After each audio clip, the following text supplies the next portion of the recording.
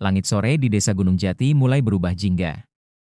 Embusan angin dari kaki gunung Merapi membawa hawa dingin yang menggigit kulit. Sawah-sawah hijau terhampar luas, dihiasi genangan air dan barisan padi muda yang baru ditanam 2 minggu lalu. Di tengah bentangan sawah itu, berdiri sebuah pohon beringin besar yang rimbun dan gelap, menjulang angkuh seperti menara penjaga desa. Akar-akarnya mencengkeram tanah dengan kokoh, dan batangnya dikelilingi kain hitam putih serta dupa bekas yang sudah gosong terbakar.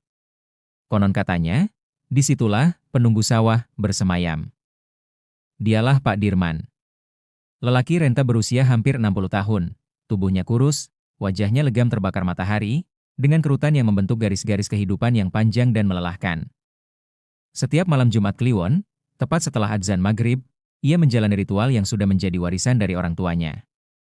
Malam itu, seperti malam-malam Kliwon sebelumnya, ia duduk bersila di beranda rumah panggung sederhana berdinding anyaman bambu. Di hadapannya, sebuah nampan besar berisi sesajen, nasi tumpeng kecil, ayam ingkung utuh yang masih hangat, kembang 7 rupa, potongan rokok kretek, segelas kopi pahit, dan dupa yang belum dinyalakan. Istrinya, Bu Ratmi, berdiri di ambang pintu. Tubuhnya ringkih, suaranya lirih namun tegas. "Mas, tadi aku lihat awan di barat gelap banget.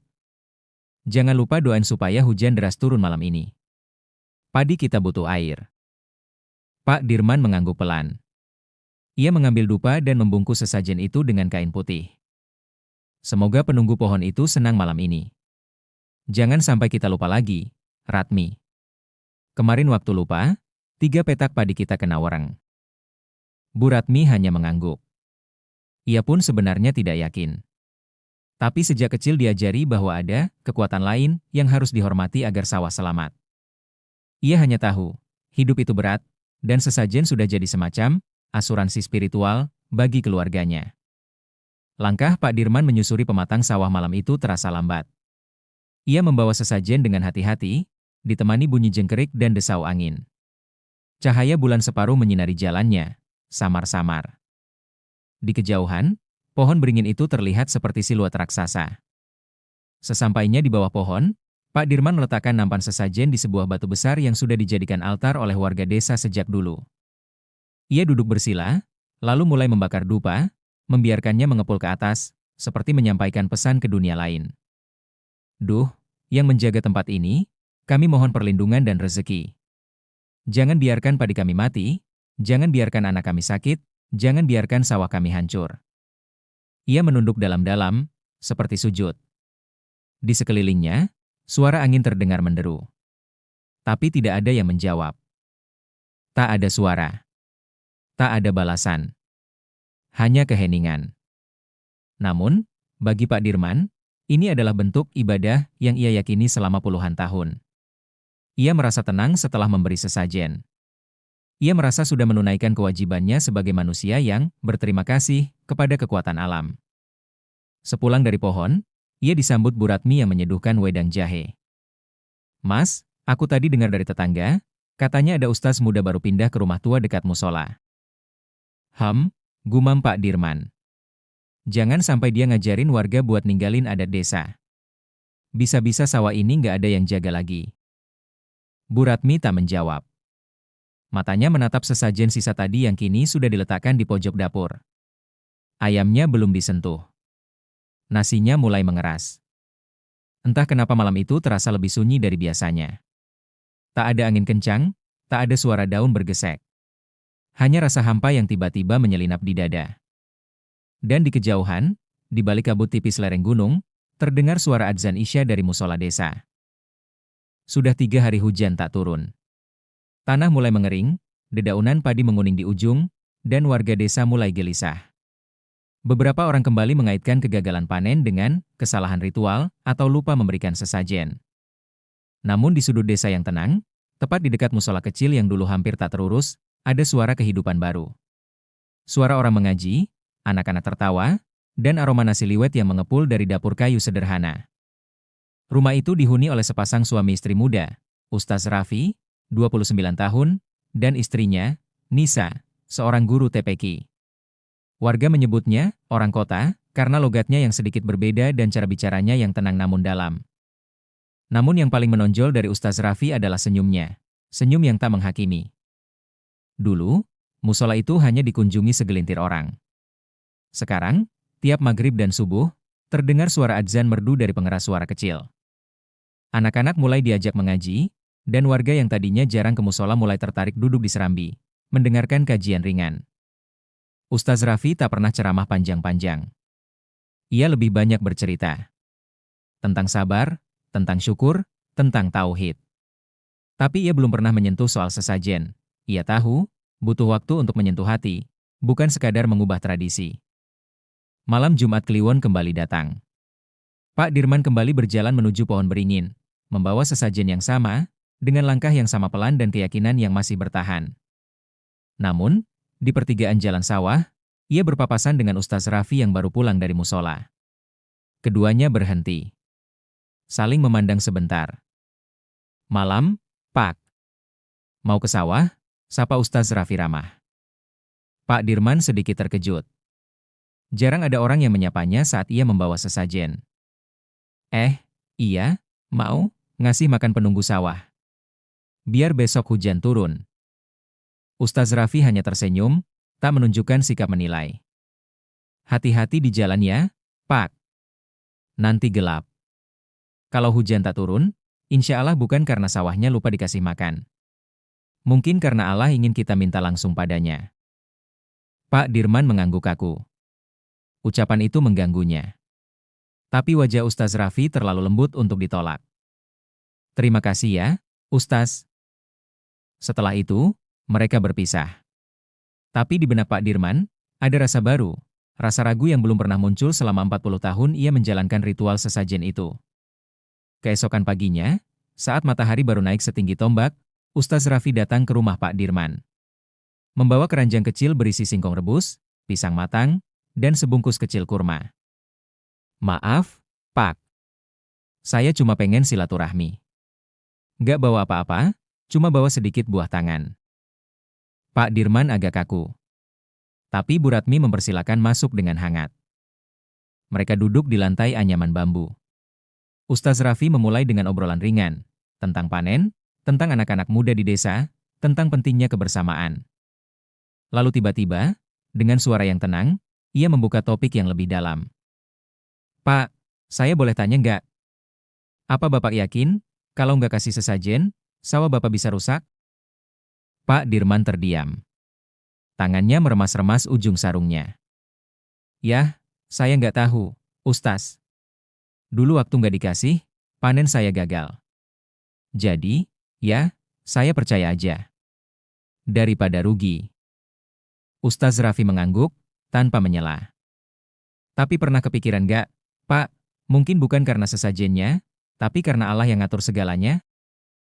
Ia pun membuka mushaf kecil dari saku bajunya. Pelan-pelan ia bacakan. "Wa ema halaktul jinna wal insa illa liya'budun.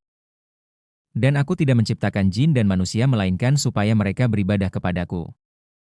Quran Surat Az-Zariyat 56. Lalu ia menjelaskan. Allah nggak minta apapun dari kita, Pak. Bahkan Allah nggak butuh sesaji. Nggak butuh rokok, kopi, atau nasi tumpeng. Tapi Allah ingin kita tunduk, sholat, berdoa, pasrah. Itu semua bukan buat Allah, tapi buat kita sendiri. Biar hati kita tenang, hidup kita berkah. Pak Dirman tertunduk lama. Untuk pertama kalinya, ia merasa, barangkali selama ini ia salah arah. Sore itu, langit kembali mendung. Tapi kali ini, Pak Dirman tak pergi ke pohon beringin.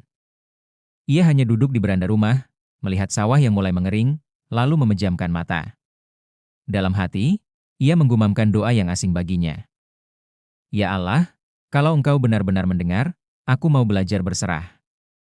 Dan di kejauhan, dari arah musola, suara adzan asyar berkumandang. Kali ini, untuk pertama kalinya, Pak Dirman tidak menutup pintu, tapi menatap ke arah sumber suara itu. Malam kembali datang di desa Gunung Jati. Bintang-bintang menggantung malu-malu di langit yang pekat. Dari kejauhan, kabut tipis turun pelan dari lereng Merapi. Biasanya, malam Jumat Kliwon seperti ini membuat Pak Dirman bersiap dengan sesajen. Tapi malam itu berbeda. Ia duduk diam di beranda. Di depannya, Tidak ada nampan. Tidak ada tumpeng. Tidak ada dupa. Hanya secangkir kopi hangat dan tubuh ringkih yang terlihat lebih berat dari biasanya. Mas, jadi malam ini nggak keberingin? Tanya Bu Ratmi dengan suara ragu. Pak Dirman diam sejenak. Lalu mengangguk pelan. Aku mau coba sesuatu yang beda, Mi. Bukan sesajen. Tapi, sholat. Bu Ratmi menatap suaminya dengan mata terbelalak. Ia tak tahu apa yang terjadi, tapi ada sesuatu di wajah Pak Dirman malam itu. Bukan ketakutan, tapi ketenangan yang tak biasa. Malam itu, Pak Dirman mengambil wudhu. Air sumur terasa dingin, menusuk tulang. Tangannya gemetar saat membasuh wajahnya. Sudah puluhan tahun tubuhnya tidak pernah bersujud di atas sajadah. Ia mengikuti gerakan Ustaz Raffi yang sedang mengimami sholat Isya di musola. Langkahnya perlahan masuk ke dalam. Jamaah menoleh kaget, warga yang dikenal sebagai penjaga adat sesajen kini berdiri di saf paling belakang, dengan wajah yang penuh gugup dan pasrah. Saat takbir dikumandangkan, dan dahi Pak Dirman menyentuh sajadah untuk pertama kalinya dalam puluhan tahun, air mata jatuh begitu saja. Ya Allah, kalau Engkau memang Tuhan yang sebenarnya, tunjukkan padaku. Aku ini bodoh. Tapi aku ingin mengerti. Keesokan paginya, selepas subuh, Pak Dirman datang sendiri ke rumah Ustaz Raffi. Ia membawa sekantong kecil ketela hasil kebun. Ustaz, saya nggak datang buat minta doa. Saya datang buat belajar. Saya ingin tahu, kenapa Allah menciptakan saya? Ustaz Raffi tersenyum. Ia mengajak Pak Dirman duduk di serambi musola, lalu membuka kembali mushaf kecilnya. Suaranya pelan, namun terasa seperti air yang menyiram jiwa. Wa ema halaktul jinna wal insa illa liya'budun. Dan aku tidak menciptakan jin dan manusia melainkan supaya mereka beribadah kepadaku. Quran Surat Az-Zariyat 56. Pak, Allah ciptakan kita bukan untuk memberinya apa-apa. Kita ibadah, bukan karena Allah butuh. Tapi karena kitalah yang butuh Allah. Sholat, zikir, sujud, itu bukan karena Allah minta sesuatu. Tapi supaya hati kita bersih, supaya hidup kita punya arah. Pak Dirman menatap langit. Matanya basah. Kata-kata itu sederhana, tapi terasa menghujam dada. Ia teringat semua yang pernah ia lakukan. Puluhan ekor ayam dikorbankan untuk sesajen. Bertahun-tahun ritual tanpa hasil, panen tetap gagal, anak tetap sakit, hutang tetap menumpuk. Tapi sekali ia bersujud, sekali ia menyerahkan diri, hatinya menjadi ringan. Ustaz, saya takut. Kalau saya ninggalin sesajen, warga akan marah. Dibilang durhaka sama leluhur. Ustaz Raffi menatapnya lembut. Pak, ketaatan kepada leluhur tidak boleh mengalahkan ketaatan kepada Allah. Kita hormati mereka, iya.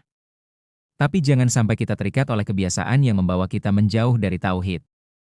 Sore harinya, langit yang selama seminggu mendung tapi kering, akhirnya berubah. Angin bertiup pelan.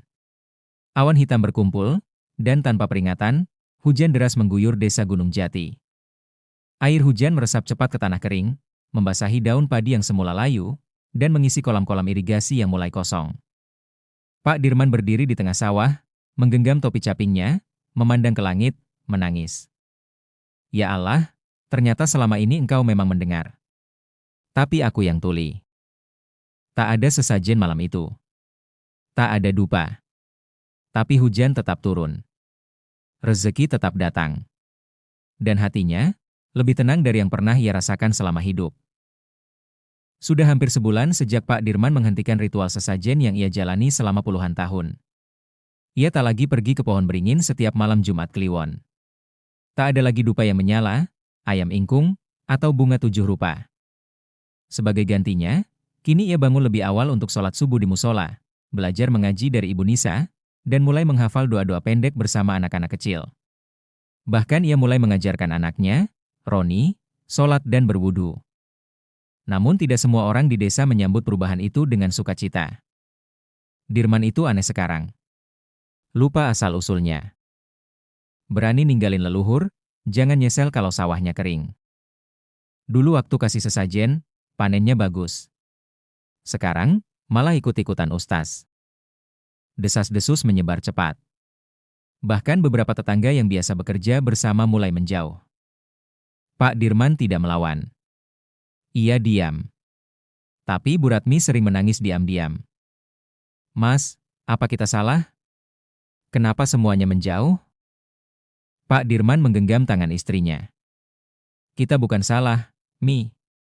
Kita sedang diuji." Musim panen pun tiba. Tapi bencana juga ikut datang. 3 hari sebelum panen, hujan deras disusul angin kencang merobohkan banyak tanaman padi.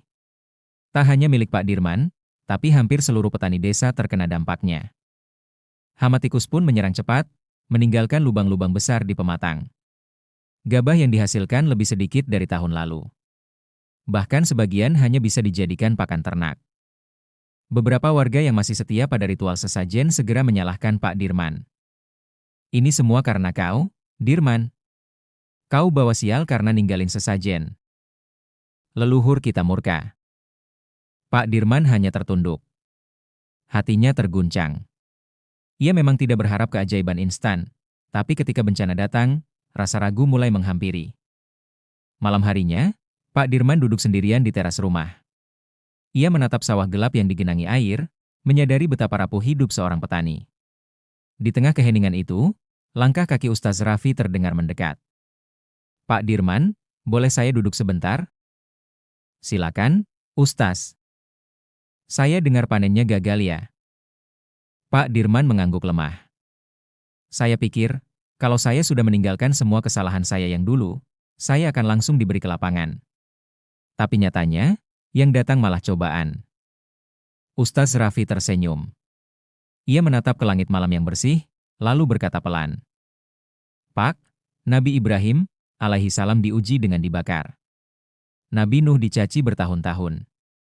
Rasulullah Shallallahu alaihi wasallam kehilangan pamannya, anaknya, disakiti kaumnya. Tapi apakah mereka salah? Tidak, justru itulah tanda sayang Allah. Ujian adalah cara Allah mengangkat derajat kita, kalau kita sabar dan tetap bertauhid." Ia lalu membacakan ayat dari Al-Baqarah. "Dan sungguh akan kami uji kamu dengan sedikit rasa takut, kelaparan, kekurangan harta, jiwa dan buah-buahan. Dan sampaikanlah kabar gembira kepada orang-orang yang sabar." Quran Surat Al-Baqarah 155. Keesokan harinya, Pak Dirman bangkit. Meski panennya gagal, ia tetap ke sawah lebih pagi. Ia mengajak anaknya menyemai benih baru. Ia memperbaiki pematang yang rusak, mengangkat batang padi yang roboh. Tetangganya mencibir. "Masih kuat kerja? Masih yakin gak kasih sesajen?" Tapi Pak Dirman tersenyum. "Saya masih yakin. Saya sedang menanam, bukan hanya benih padi, tapi benih iman." Di musola, warga yang sebelumnya mencemooh mulai memperhatikan perubahan sikap Pak Dirman. Ia tetap tenang, tetap sabar, dan tetap rajin beribadah, meski tak ada yang membelanya. Pada malam hari, di hadapan sajadahnya, Pak Dirman berdoa, "Ya Allah, mungkin sawahku gagal. Tapi jangan biarkan hatiku ikut kering. Tetapkan aku dalam tauhid, meski satu desa menentangku." Dan malam itu, tidur Pak Dirman terasa paling damai setelah sekian lama. Bukan karena sawahnya makmur, tapi karena hatinya sudah yakin bahwa rezeki datang bukan dari sesajen, bukan dari pohon tua, tapi hanya dari Allah yang Maha Kaya. Musim hujan mulai mereda. Langit desa Gunung Jati tampak lebih biru dari biasanya. Padi baru mulai tumbuh, hijau muda dan rapat, meskipun ditanam dengan bekal seadanya. Pak Dirman tetap bekerja seperti biasa, tanpa keluhan. Tak ada lagi sesajen. Tak ada lagi pohon beringin. Tapi yang hadir setiap hari kini adalah ketenangan, bukan dari luar, tapi dari dalam dadanya. Ia tak lagi terikat ketakutan pada penunggu, karena ia sudah belajar bahwa hanya Allah lah yang Maha mengatur. Bu Ratmi kini rajin mengenakan mukena. Ia mulai belajar membaca Al-Quran dari Ibu Nisa setiap sore. Anak mereka, Roni, yang dulunya pemalu, kini mulai berani adzan di musola dan membantu membersihkan halaman bersama Ustaz Raffi.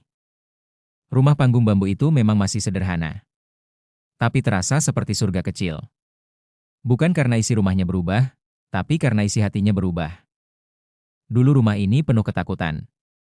Sekarang, Penuh doa, ucap Bu Ratmi sambil tersenyum saat menyajikan teh hangat kepada suaminya. Pak Dirman menatap istrinya. Dalam hatinya, ia bersyukur. Bukan karena rezekinya berlimpah, tapi karena istrinya kini mendampinginya dalam iman. Suatu sore, Pak Dirman berjalan seorang diri ke sawah. Ia berdiri di depan pohon beringin besar yang dulu ia beri sesajen bertahun-tahun. Pohon itu masih berdiri kokoh, tapi tak lagi terasa menakutkan. Ia melangkah perlahan mendekat. Lalu, ia menunduk, bukan sujud, tapi mencabut kain hitam putih yang masih melilit batangnya. Lalu berkata pelan, "Kau hanyalah pohon, bukan Tuhan. Aku yang dulu bodoh, tapi sekarang aku sudah mengerti." Lalu ia membakar kain itu perlahan. Asapnya mengepul pelan, naik ke langit, seperti mengantarkan akhir dari satu babak hidup. Di kejauhan, suara adzan asyar berkumandang dari musola kecil yang kini selalu ramai. Melihat keteguhan Pak Dirman, lambat laun warga mulai bertanya-tanya. Kok bisa ya, dia malah makin tenang, padahal panennya gagal? Anaknya dapat beasiswa, katanya dari pondok. Dia kayaknya nggak pakai sesajen lagi. Mungkin, memang benar yang dibawa ustaz itu. Perlahan, beberapa warga mulai ikut pengajian. Beberapa lainnya mulai meninggalkan kebiasaan lama. Bukan karena dipaksa, tapi karena mereka melihat sendiri, ada kekuatan yang lebih nyata dari rasa takut, yaitu ketenangan karena iman. 2 bulan kemudian, sebuah truk pickup berhenti di depan rumah Pak Dirman. Seorang pemuda dari Koperasi Tani Kabupaten datang menawarkan kontrak kerja. Pak Dirman terpilih menjadi percontohan petani organik mandiri untuk proyek Desa Berdaya. Kami dengar Bapak sudah mulai tanam tanpa pupuk kimia. Kami mau bantu modal dan bantu pemasaran. Kami butuh petani jujur dan disiplin. Pak Dirman tercengang. Ia tak pernah mencari proyek ini. Tapi Allah lah yang mendatangkannya. Ini bukan hasil kerja saya, ucapnya kepada Ustaz Raffi saat mereka duduk bersama di musola malam harinya. Ini hadiah karena saya, akhirnya menyerahkan diri hanya pada Allah. Kita sering merasa takut ketika meninggalkan kebiasaan lama. Kita takut rezeki hilang, takut dihina, takut dijauhi. Tapi saat kita memilih untuk taat pada Allah, meninggalkan kesirikan dan ketergantungan pada selainnya, justru disitulah Allah bukakan jalan. Karena Allah tidak butuh apapun dari kita.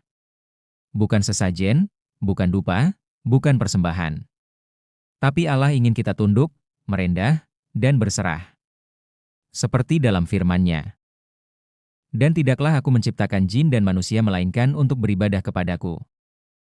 Quran Surat Az-Zariyat, 56.